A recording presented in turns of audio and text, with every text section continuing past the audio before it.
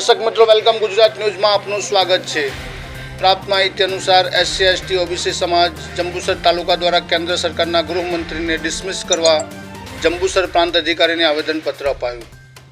જંબુસર તાલુકાના SC ST OBC સમાજ અગ્રણીઓ છગનભાઈ જાદવ, બાબુભાઈ પરમાર, બાબુભાઈ સોલંકી તથા પ્રમોદભાઈ જાંબુની આગેવાનીમાં ભારત સરકારના ગૃહમંત્રી અમિત શાહને ડૉક્ટર બાબા સાહેબ ભીમરાવનું અપમાન કરવા બદલ ડિસમિસ કરવાની માંગ સાથે રાષ્ટ્રપતિને ઉદ્દેશી જંબુસર પ્રાંત અધિકારી MB પટેલને આવેદનપત્ર આપવામાં આવ્યું હતું। આવેદનપત્રમાં જણાવ્યું હતું કે તારીખ 17/12/2024ના રોજ રાજ્યસભામાં કેન્દ્ર સરકારના ગૃહમંત્રી અમિત શાહે ડૉક્ટર બાબા સાહેબ આંબેડકરને અપાતું સન્માન ન ગમ્યું હોય અને તેઓ પ્રત્યે તિરસ્કારની ભાવનાથી ઘૃણાસ્પદ રીતે આંબેડકર એવું 5 વખત બોલ્યા અને કહ્યું કે આટલું તો ભગવાન માટે બોલ્યા હોત તો મોક્ષ મળી જાત। આંબેડકરનું નામ લેવું એક ફેશન બની ગઈ છે। અમારા ભગવાન સમા મહામાનવ માટે જે શબ્દો અમિત શાહે ઉચ્ચાર્યા છે તેને સખત શબ્દોમાં વખોડી નાખીએ છીએ। ડૉક્ટર બાબા સાહેબે એકલા હાથે બંધારણ ઘડ્યું અને કચડાયેલા સમાજને સન્માન અને ગૌરવ અપાવ્યું। તેને અમિત શાહ જેવા લોકો મિટાવી શકશે નહીં। અજાતશત્રુ પદદર્શન અને અમારા ભગવાન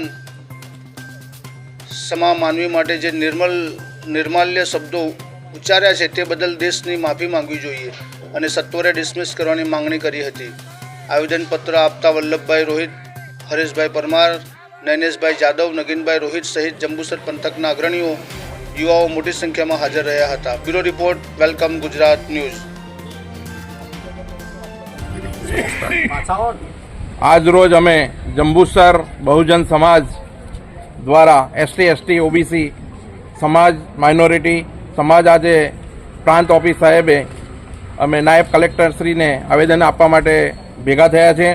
ત્યારે તારીખ 17/12/2024ના રોજ રાજ્યસભામાં કેન્દ્ર સરકારના એક જવાબદાર વ્યક્તિ ગૃહમંત્રી, ભારત સરકારના ગૃહમંત્રી અમિત શાહ સાહેબ જ્યારે આંબેડકર વિશે આંબેડકરની ઈહલી ઉડાવતા હોય ત્યાં અને એવું પ્રવચન આપતા હોય કે બાબા આંબેડકર જેટલી વખત તમે નામ લીધું એટલી વખત તમે ભગવાનનું નામ લીધું હોત તો તમને સ્વર્ગ મળી જાત।